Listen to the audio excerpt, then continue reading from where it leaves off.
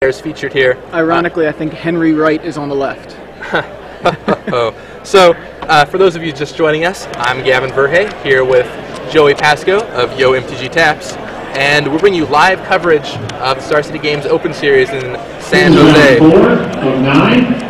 As you might have just heard, this is round 4 of 9, and we're watching a match between Kevin Lewis, who's on your right, playing Eldrazi Green, pretty stock, nothing too exciting, and on your left is Henry Wright, which with a deck that we think is pretty exciting, and we want to see how it plays out.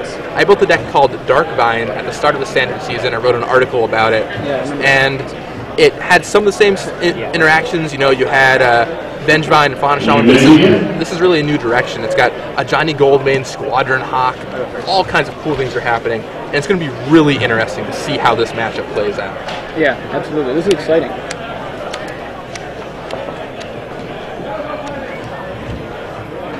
I'm sorry, what's your name again? Kevin? So the players look like they're about to take their opening hands, and we'll see what we got going on.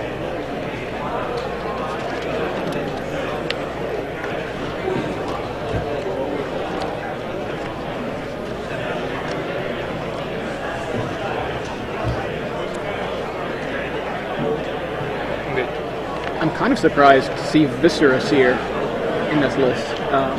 I'm just so used to seeing that only in vampires, but being able to double kind of as a 1-drop to help enable that Vengevine, and also help dig when in response to removal seems pretty good.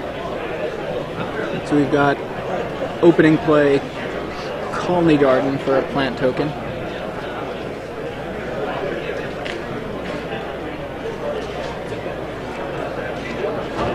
So he's playing slowly, thinking carefully, and here comes Razor Verge Thicket for Birds of Paradise. I love those Scar Stoles. I think they're fantastic in a deck like this, in an aggro deck. Yeah, they were really underrated at first, and you know the fact that these dual lands are getting played as far back as Extended, and just like in multiple, 4/4, you know, you're playing 8 of them, just shows how powerful they are, because they just give you access to your best cards early, and later on it's, well, okay, I've established what I wanted to do, I can afford to get this land onto the battlefield tapped. Right, exactly. Right.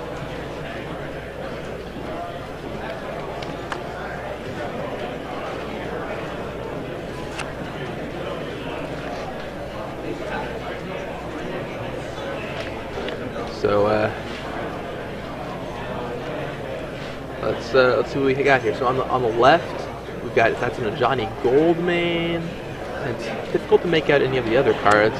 Here comes down a Swamp. Okay, the Saraseer. It's a pretty innocuous little choice, but I definitely agree that it's pretty interesting. So if the Saraseer is going to come down, let's see what that. Let's see how this deck starts working. It's really cool to see a deck that you don't really know what's going on with it, because you can't just be like, all right, well, he's going to play his 1-drop vampire here, his 2-drop vampire here, his captivating vampire here. All right, I've seen this 1,000 times. But this, it's like, all right, what is he going to do? Like, what's the right play? And that's one of the major advantages of playing rogue decks. You just don't know what people are going to do. Yeah, it's way more difficult to predict his sequence of turns. So he's got the 2 plant tokens now. So what do you think of this? And this is something that Joe and I were talking about, I think, back when we were doing some GG's live commentary at the Invitational. Okay. People using the die to represent the number of tokens rather than just more tokens or some other physical manifestation of that card. Normally, I prefer when people use more tokens, but if I think something's going to get out of hand, I like when there are numbers. For example, with just Colony Garden, I would normally put multiple plants into play, but the fact that he could have Avenger of Zendikar makes me like that he puts tokens on it, because it's really gets to be a hassle when your opponent's like Avenger, 8 tokens, play a land, they all get +2/+2, and you're trying to figure out what's going on. And if you have to use a couple dice on it, it can be a little frustrating, but it works out. The bigger thing, the only thing that kind of bugs me is when people put dice on their creatures like that have variable power and toughness, like, I don't know, Tarmogoyf, right, to show how big they are. I mean, if my opponent wants to do it, whatever, I don't care. it can lead to a lot of problems because, like, you know, it'll tick up and nobody will notice, and you just continue to think. Yeah, it's like a misrepresentation of the board state. Right, exactly, and you know, there are a lot of issues that can come from that, and there's nothing inherently wrong if you know, you just forget to tip up the dice, so it can lead to both players making mistakes, which is something you don't want to happen.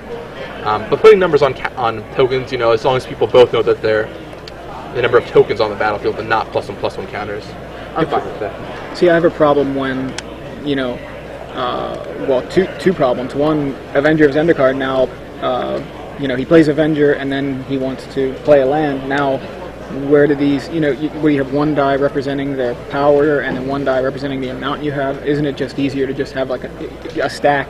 You know what I mean? You have you know, a stack that's a little bit spread out so you can see the number of tokens and then something to represent the power boost that they have. I don't know. Personally, I just prefer cards to represent cards. I agree. Cards to represent cards are great. Just when there's so many of them. Normally what happens when someone casts Avenger is I'll let them put the counters for the tokens on the Avenger and then number up the number of tokens. Because, like, for the counters to work, you either have to put an individual counter on all of the tokens, which can be quite overbearing, or you have to stack them and put tokens or counters on, but then you just don't know how many tokens they have. Right. As long as I can understand what's going on, that's all I really care about. You know, as long as they're not being, like, confusing about how it's going on, that's fine. But I can definitely see arguments for, you know, why that could be a problem. Like, why are there counters on your Avenger? You attack, you get to 7/7. Like, issues can stem from it. In general, having cards represent cards, I think, is a pretty safe choice. Yeah, I just don't see too much of a difference between kind of like asking somebody how many lands do you have in play, or can you spread those out so I can see how many lands you have in play, as opposed to can you spread those tokens out so I can see, or put them in rows, like say you have 9 plants, you just put 3 rows of 3 or something like that, something very easy to identify. I personally, you know, looking across at a token with 2, you know, in this particular example, a dice on it with 2 counters on it, I'm looking and I see that as one creature, and you know, it's an extra step in my head to think how many blockers does he have, for example. To go, oh wait, no, so he's got 2 plants. You know, I'm looking maybe maybe the Oracle dies. There goes up to 3. Yeah, so I mean, it looks a lot less threatening when there's just this one card there, and then you realize, oh, there's actually 3 plants in this case. I just think it's a clearer representation when people use cards, and even if they have to use, like, I always carry around a deck of bicycle cards to represent tokens if you don't have the specific token in play. Like, as long as you only have like a certain kind, like he could have 1 plant token and 1 Eldrazi spawn and then just put the bicycle cards behind it, kind of to represent these are the other plants kind of thing. But anyway, it's just a personal preference. Yeah. And so we've seen the game develop a little bit more, and it looks like Kevin Lewis is getting to the threshold where he's going to start casting some big fatties, but on the other hand, Henry Wright has started to establish the game. We've got a Johnny Goldmane pumping up that Necrotic Ooze and his whole team. He's gonna start putting a presence on the board. The problem is, will it be fast enough? Yeah. Titan just looming. Let's see. Yeah, there's a Kozilek, a Butcher of Truths in Kevin Lewis's hand. Yeah. To quote Randy Bueller from the classic Chapin-Nassif matchup from Worlds a couple of years ago, he says at one point, there is looming doom, and I just thought it was one of the just classic quotes from a Pro Tour top 8.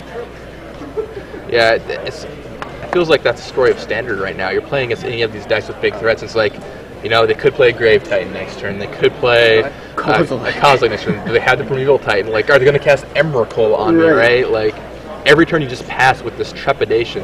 And here we just saw him draw that Primeval Titan. And that's enough for Kozilek, right? 4, 5, 6, 7, 8. Yeah, he can cast Kozilek this turn. Yeah, it looks like it to me. And that's going to be +4 cards. Oh gosh.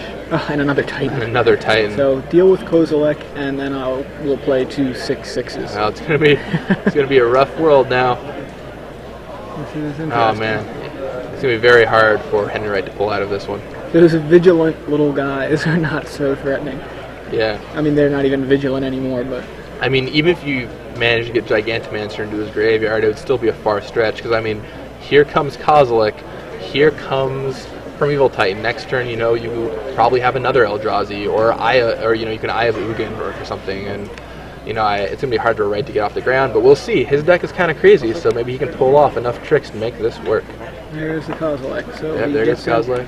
So he draws 4.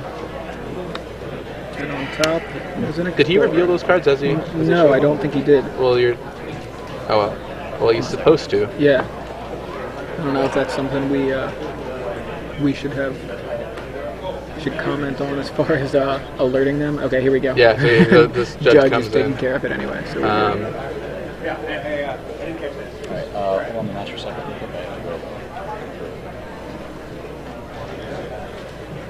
All look good to me. So we'll see what see what the ruling is here. I had to see if we can hear what the player to reveal them. One at a time. Oh yeah. I think that's it. Yeah. Is he trying to figure out what 4 cards he drew? I mean, I don't think that's at this point. Yeah, I mean that's not going to work. It's a little too late, isn't it? Yeah. He's already put them into his hand. Right. Now, it's not drawing extra cards, so I don't know if that's really cheating, but I can easily see it being some kind of penalty, like, you know, warning, reveal your hand, or whatever, especially because the one card, the Primeval Titan, he already knew that he had, so I think there's only really one card that shouldn't be hidden at this point. Yeah. Right, I see what you're saying. Because that Oracle of Moldiah has shown several cards. Yeah. So basically, what happens is every time you draw, you're drawing from the top of your library. So it's like every top card you need to be revealing when you're drawing. Right. The judge is confirming what we were saying. It's not technically a failure to reveal; it's technically a game rule violation. So that's just a warning. So basically, we can't really back this up, but yeah, the judge is talking right now. Those 4 cards went to your hand. So you know which ones they were. So were those? These are the 4 on top. Those are the 4 that were on top. Okay. Well, in that case, those are definitely the ones that you haven't put them in your hand yet. Well, they're on my hand, but I put them on top. Okay. Well, we can't really go and back that up because they did enter into your hand. We're gonna give you a warning. Be careful with Oracle Sounds Moldiah. like he's getting a warning. Because there can be instances where it's actually failure to reveal, and that is a game loss. That's not just a warning. That each card is supposed to be revealed, and he can't put them into his hand as he did, and then you know, separate them out. He's getting a warning, although he hasn't revealed his hand. I'm kind of surprised the judge didn't say, well, you need to reveal anything. I mean, it's unlikely to matter at this point, but you know, I still think that it's you want to keep it clean, even if it's irrelevant.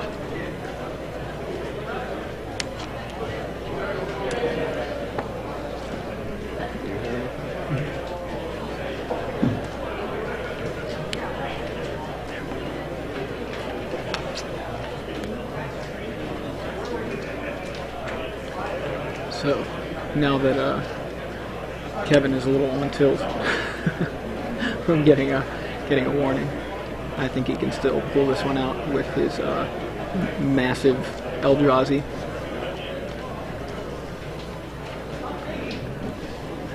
And I believe he's got 6 cards in his hand now. Yeah, 6.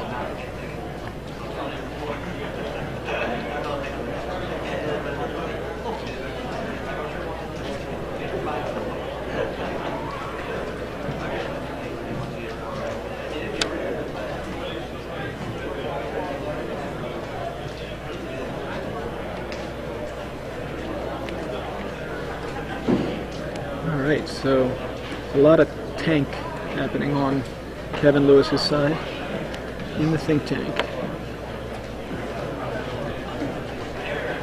Man, I mean, he's trying to figure out how to get out of this situation, and it's not looking good. Oh no, is it Kevin Lewis's turn, or did he pass? I mean, he's done everything he can do, right? He right, I thought he was thinking because there wasn't a lot happening on either end. Yeah, last turn Henry Wright cast a Johnny Goldmane, pumped his guys, now his lands are untapped. You're right, I just see the 2 tapped lands. What did he play?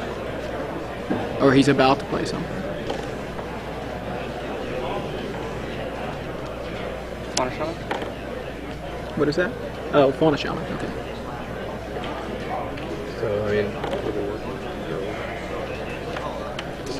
So I mean, so I mean the Fauna Shaman comes down, which would be good if this game had a couple more turns left in it, but it doesn't look to be the case. I mean, that Kozilek's going to come through, it's going to annihilate for 4 permanents, and it's going to be rough going from there.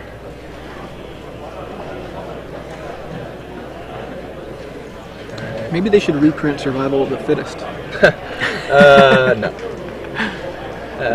It's interesting, though. Fauna Shaman has seen some play in that role with Survival Band. I've seen a lot of players trying to figure out, well, can we use Fauna Shaman in that slot? Can the deck still work? And obviously it's a creature, it's fragile, but there are ways to protect your creatures. Yeah. I remember at the Grand Prix earlier this year, Patrick Chapin was playing a deck with 4 Fauna Shaman, 4 Survival of the Fittest. Right.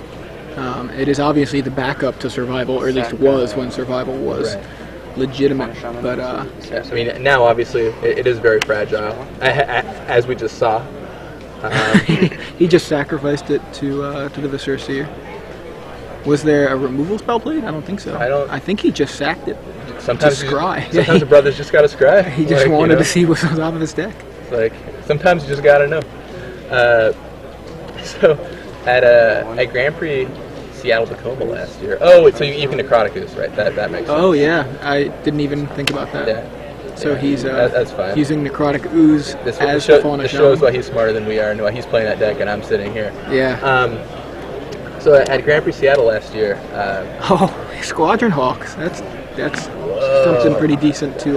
That's nice. It's going to be good. You can cast it, get some permanents to block with or annihilate, but that's still going to be a hard sell. I mean, maybe if you can find a way to get Gigantomancer and serve through, but with those 2 plant tokens on the ground, it's going to be very difficult for the ground guys to get through.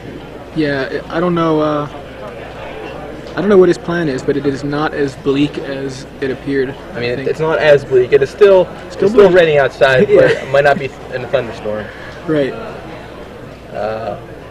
Anyway, so at Grand Prix Seattle last year, Sam Black is playing fairies, as Sam Black tends to do, and he's showing us his deck, and we're talking about it, and he gets to get to the last card, and the last card in his deck is Peak, and we're like, Sam, why are you playing a Peak in your fairies deck? That doesn't make any sense. Like, what is the purpose of this? And he looks at me, and he's like, Gavin, sometimes you just want to know.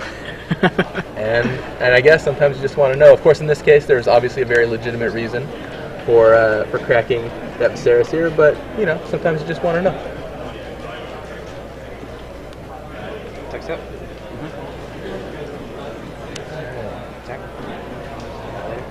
Here comes Kozilek, gonna eat up some permanents. If I were a lesser man, I might say something here like nom nom nom. I believe that's what's on Rashad's shirt today. Well, classic. Isn't it nom nom nom? He looks up like what? Alright, so some permanents are getting annihilated.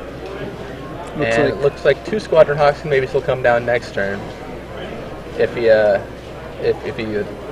annihilates and keeps 4 mana sources, but I mean that Kozilek's just going to come back for more. He has the hunger, the Annihilator. I assume that Kozilek is swinging at Henry and not at Ajani, but that is irrelevant. I would also assume that, but I guess attacking Ajani might even be okay, just because you get a permanent off the board. It's less to annihilate, but at this point, who knows? I might just serve it forward and just shrug. Really, what matters is that 4 annihilation, because once Henry Wright has no permanence, and it's going to sound very obvious, he has a very low chance of winning the game. So that's what you need to get, like those World Series of Poker odds, right? Odds of winning this game. Right. 0. As his permanents just deplete. All right, so he chooses the permanents to sacrifice. And it looks like he's going to keep Ooze, Ajani, Squadron Hawk, and some lands. And, if he draws a land next turn, he could play 2 Hawks, or as is, he can just discard 2 Necrotic Ooze and play a Hawk. But, here comes Primeval Titan. Things are only going to go downhill from here. This board state is not looking very friendly. Oh, okay. So you are fighting my Kozilek. I have 2 Primeval Titans to play with. And one. I mean, we have the deck list in front of us, and there's absolutely nothing here that can really get him out of it. So unless he misregistered his deck and he's secretly packing something for it, it's going to be a hard sell.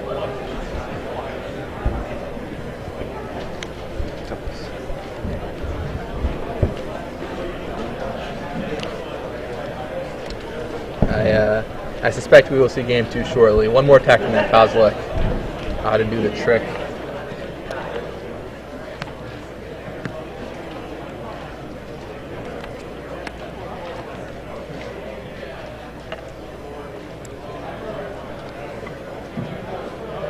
Wow. Real Titan comes down, gets some lands. You'd think maybe Henry would want to preserve some time at this point when... Yeah, I mean, the game has taken a while now, and, you know, you really don't want to draw. And although I don't know if they're going for that position, I mean, Henry's deck is fast and it's going to be able to win the second game, I would imagine. You just don't want to end up in a spot where you end up taking a draw this early because you didn't concede, because really he has no way to get out of this game, and it's not like he's playing for information. If it were the other way around, I could understand. Kevin could be like, well, who knows what this crazy dude is playing? He's got all these weird cards in his deck. I want the game to take longer so I can see what he's doing. But in this case, I mean, there's just no real incentive. Yeah, it's just kind of... Just taking up time.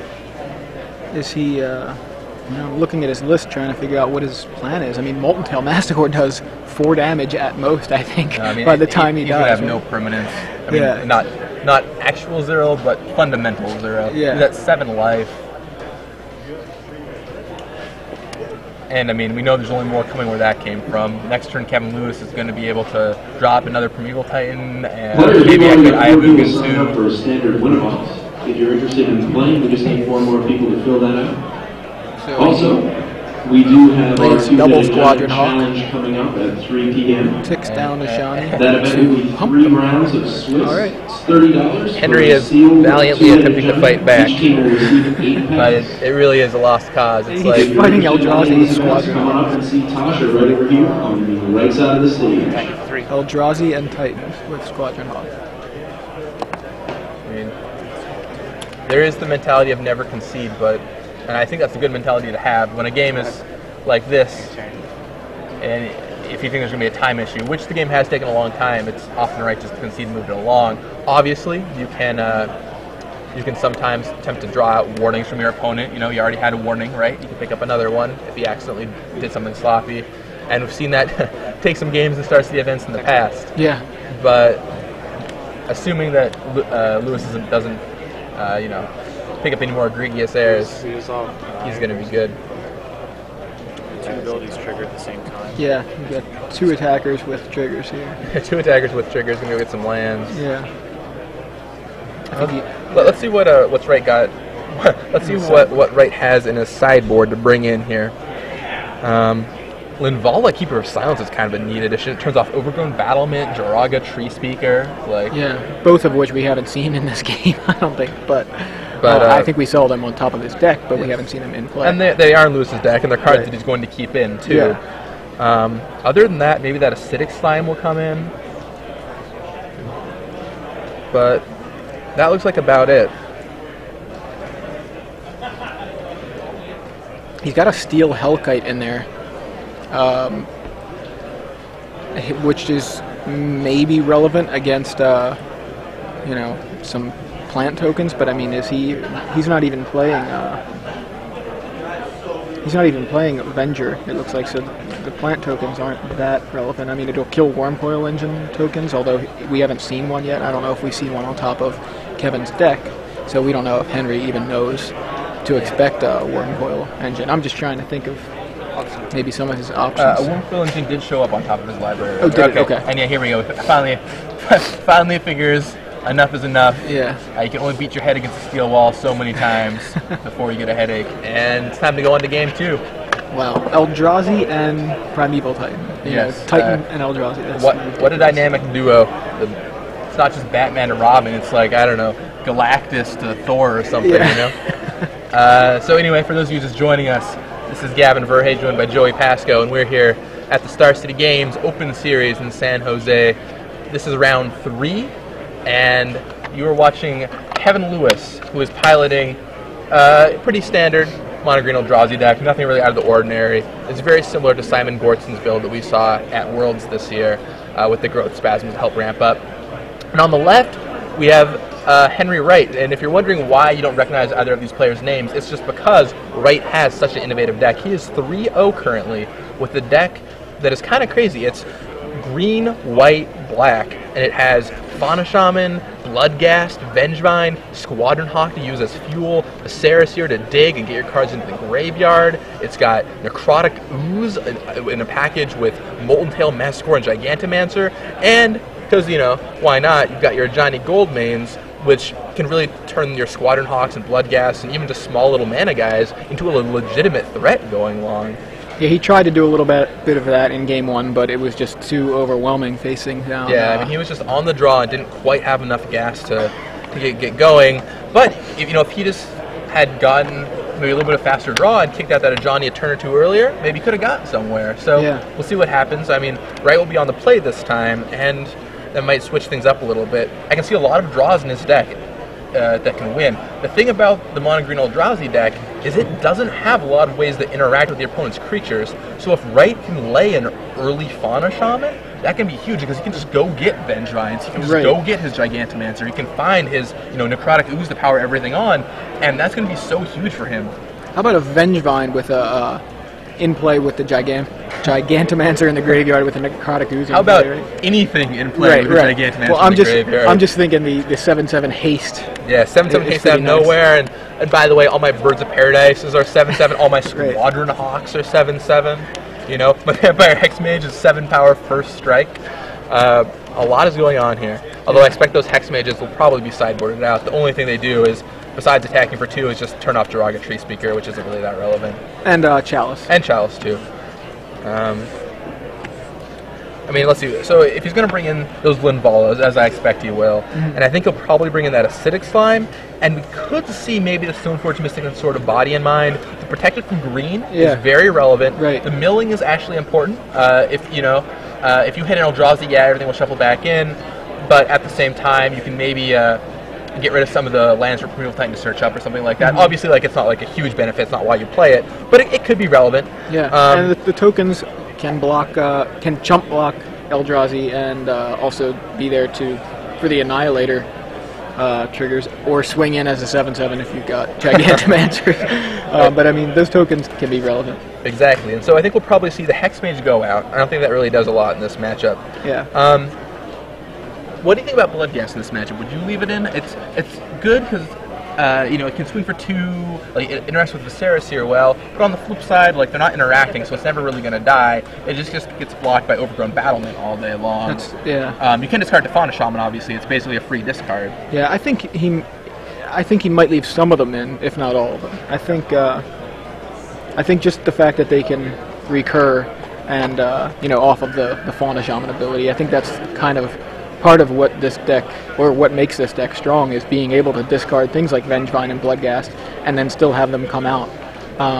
You know, discard one of those and grabbing the Gigantomancer and then making, you know, playing a land, get the Bloodghast back, and then making it into a 7/7 if you can find a way to get the Gigantomancer in the graveyard quickly. Another card that might go out, how do you feel about a Johnny Goldmane? Like, obviously, like, the +1/+1 counters is huge. You can really press an advantage with an early Squadron Hawk, but at the same time, you're paying 4 mana, you're just distributing some counters. If you don't already have pressure, it's not doing a lot, and maybe you'd rather bank on doing something else on turn 4, like Linvala. I think it's really interesting because looking over this list, I'm actually not totally sure how to sideboard, and it'll be interesting to see how Wright chose to sideboard with this deck. Yeah. That's, once again, one of the things about rogue decks, we don't know what they're going to do, right? What's the plan here? I mean, they know how to play this deck, but Kevin Lewis certainly doesn't know what his opponent's got in his sideboard. You know, he could be bringing in Day of Judgment for all he knows, right? Exactly. So you really want to keep an eye on this cool little innovation. It's very fascinating. Trying to look at the list here. All right. So both players have their 7s. We saw Ajani do pretty much very little in game 1. So we saw it do very little that game, but on the flip side, it could have done quite a bit too if it had just come down at the right time or in the right board state. I still expect maybe some of them are the cards to cut, but we don't know. Looks like it's going to be even harder for Wright, though. He's starting off with the trip to Paris, and not the good kind. No, not the one coming up in February. Yeah. Steady mulligans down. Doesn't shuffle for that long. Goes for 6 cards. Let's see if these suit him any better. Let's get blood gas. So he did leave some of the blood gas in.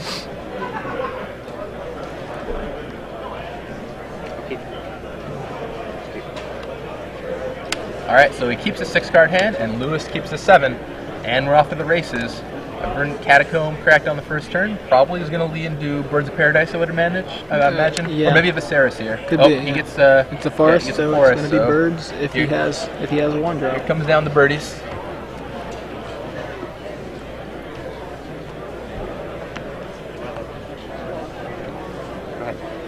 No, he doesn't have a... Nope. Did he just passed? Yeah. He just did it. I mean, you know, mines. Yeah. Oh, he draws the birds, of course. Right. Naturally. So we go goes for planes, and here comes Lotus Cobra. And that can maybe give him the fast start he needs. He did mulligan down to 6, but that Cobra's going to give him some options.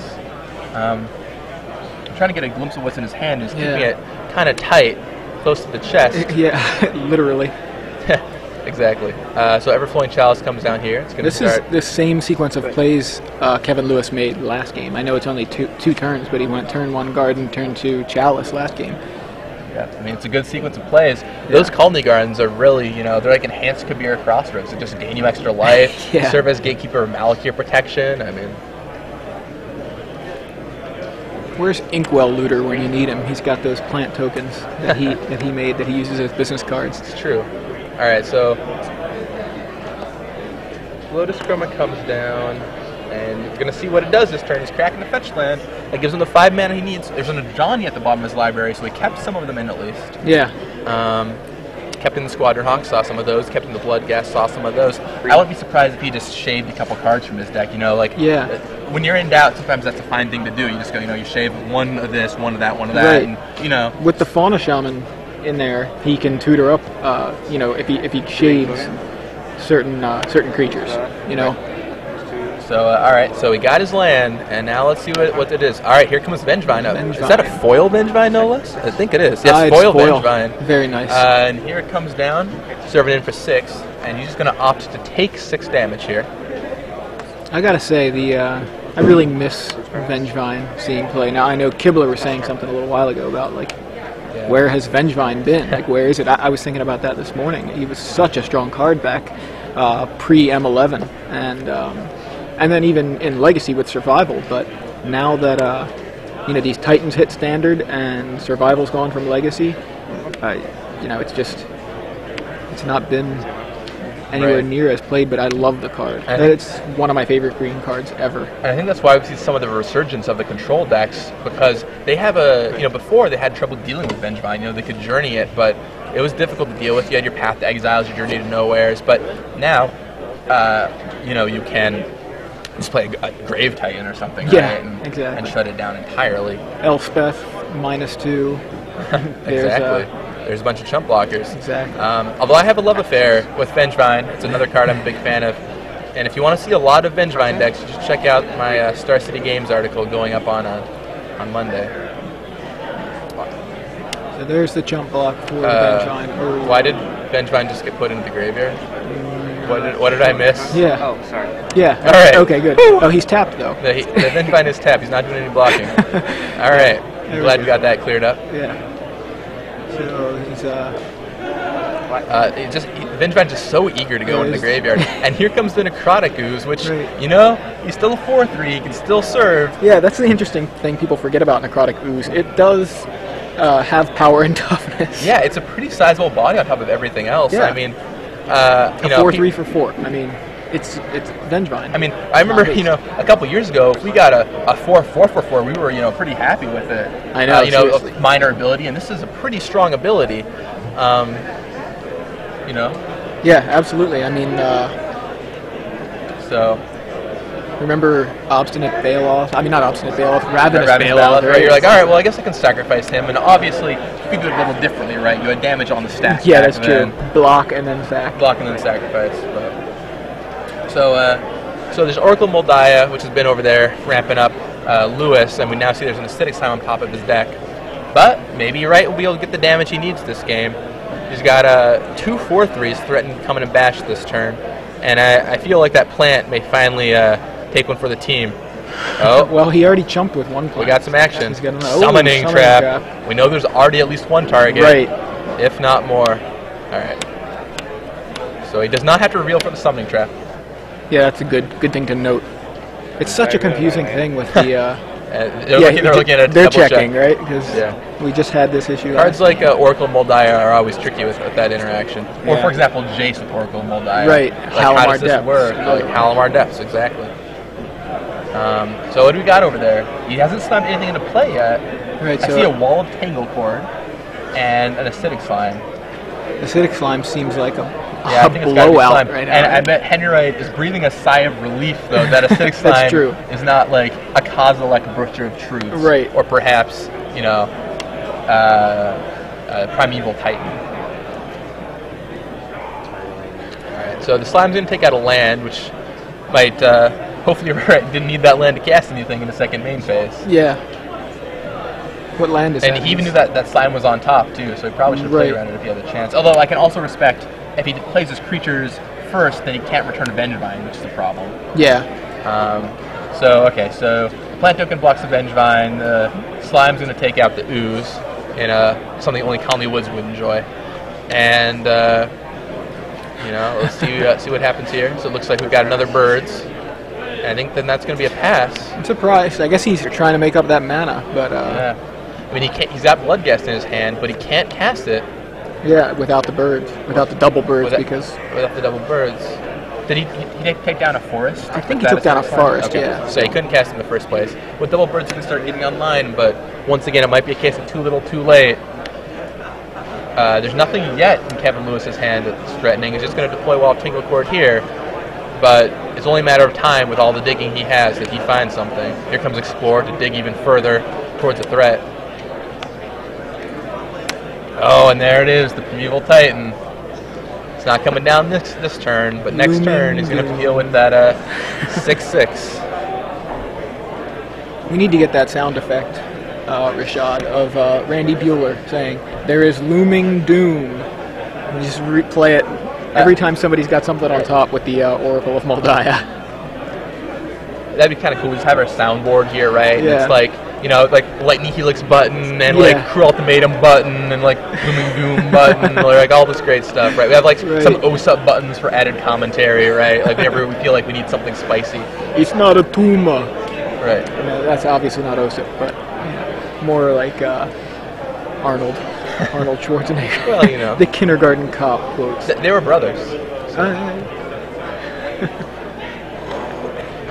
So it looks like not much in Kevin Lewis's hand. Yeah, He's got a Chalice Forest. He has nothing in his hand, but that Primeval Titan on the top is going to be a problem. He's going to deploy this Chalice for a bunch.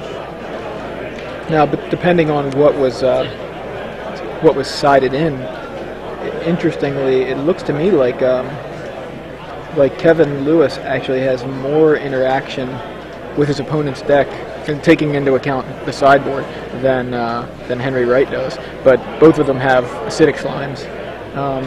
It just looks like Lewis has the option of Terastodon and Tumble Magnet to kind of stop some creatures as well. So I don't know if he sided in the Tumble Magnet or not, but yeah, I mean, Henry Wright doesn't have any really good way to kill a creature, so when that Primeval Titan comes down, it's staying down, and that is going to be a big problem. And yeah, I mean, that Vengevine gets blocked, pushes through for 2, which is very important, but alright, well here comes Fauna Shaman. That might be able to do something. unfortunately he doesn't have an So, active you know- Necrotic Ooze right now. Yeah, and he chose not to cast the Bloodghast, so he could discard it to the Fauna Shaman. That makes sense. Yeah. There's one card in his hand, I think, I think he's just got one card, and I think it's that which is Bloodghast. the Bloodghast, yeah. Although I And feel we like he know- should have 2, but maybe not. You know Lewis has the Forest, Titan, and Chalice. Alright. Alright, we're getting... Joining us in our booth is the wonderful Jerry Thompson. Jerry, we are watching this this green-white-black homebrew deck with Squadron Hawks and Vengevines and a Johnny Goldmane and Necrotic Ooze and Giganomancer.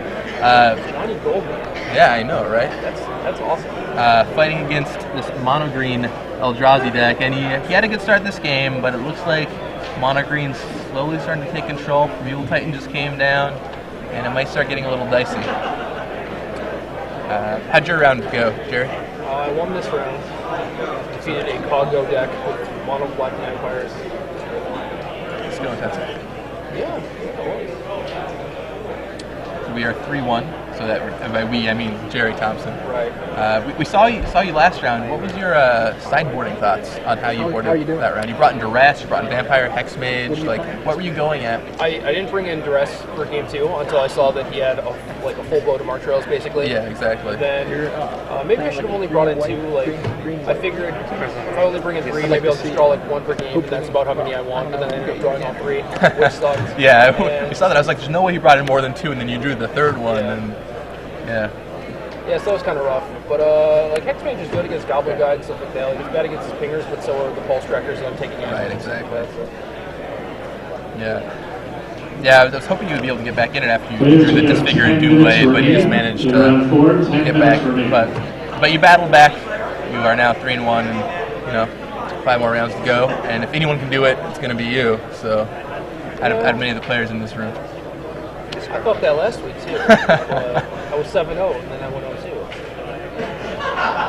We'll have to get you in here when you get here. So what's you got to get him out of this? Not very much. There's an Emrakul the Aeon's Torn on top of Kevin Lewis's deck, and how much mana is that? He's got 3, 4, 5, 6, 7, 8, 9, 10, 11. 15. How convenient. Yeah. I guess he could also attack with Mule Titan and go find an Ayabugan too to give it the extra. So, this is just Eldrazi beat down. Counting it up right now. Emrakul's going to come down, and that's going to probably be the game. I mean, he's trying with his Fauna Shaman, but that's not going to do a lot.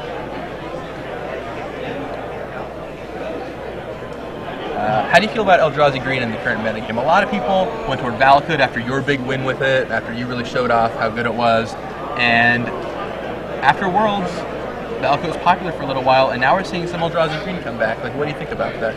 I really like what Kevin's doing here with the Oracles and stuff like that. I think that's kind of what you need to make that deck good. Just have your deck be good, even if you're getting like Spreading Seas and stuff. Like Oracle is a card that can just fight through all that stuff and create a large advantage over a couple turns, and that definitely helps. And it seems like playing Valakut, I played it a little bit recently, and with all the tech edges and Spreading Seas and like anti-Primeval Titan stuff running around, it's like I'm a mono green deck with 15 mountains in my deck. Like the Valakuts don't even get activated unless I'm winning really big.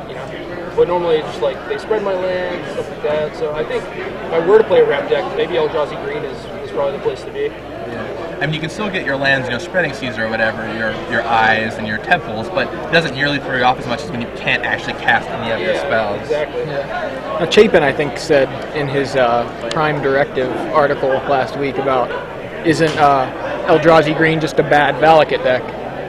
So it is in a vacuum. Yeah. It definitely is. It's at least a turn slower, but now when there's so much hate for Valakut, if you want to stick to a ramp strategy, interesting. So the Henry Wright fetches up Sword of Body in Mind, which could mill that Emrakul away. I don't think he has the mana to use it.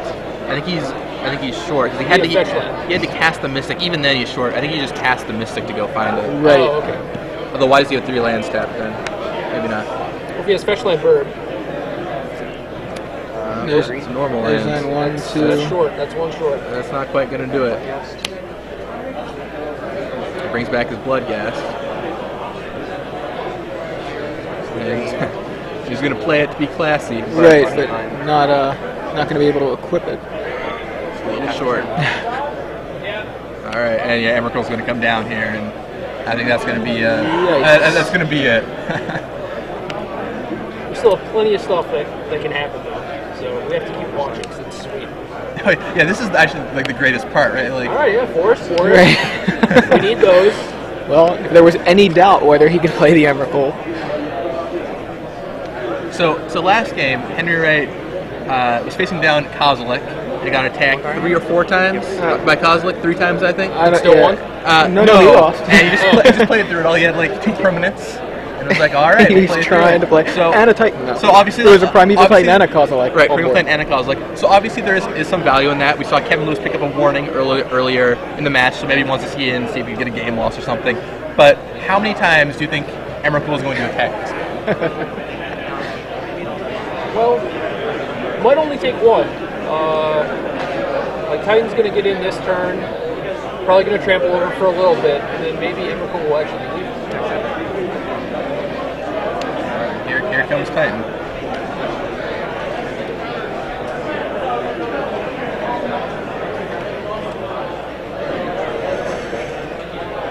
Find 2 lands because it's very necessary.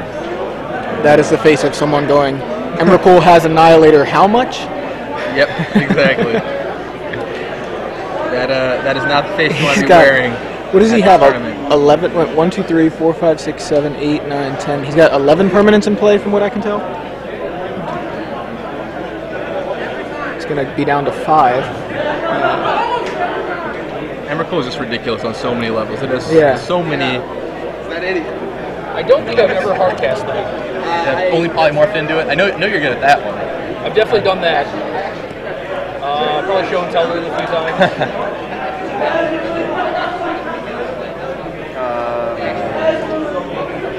There were times back, I was playing Blue-Green Polymorph in Standard for a while when it was popular. Well, popular in quotes. Yeah, bad. And it was bad last season. And I ended up finding out the deck was bad.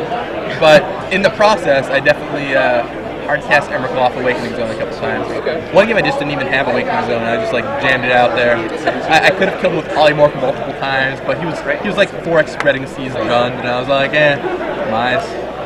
Gotta get you with Emrakul.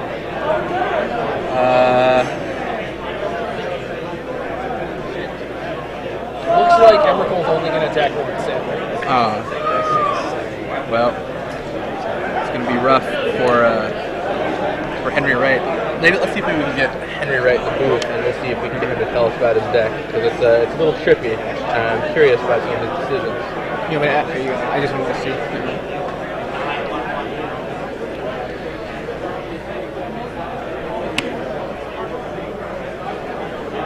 Alright, so Emrakul's down, he untapped his Primeval Titan, and here they come. That is disgusting. Do you have any responses? No? Right. I'd probably want to I'm search up lands. Get some lands. Yeah. Good play, good play. Yeah, let's get it. Alright, then there we go. Just make him search up the lands, and then I'm just going to make you do it. Double checks to make sure he's conceding instead of just picking up his permanents before he puts his hand in. Yeah, I had a situation like that. Luckily, it was in a casual game, but I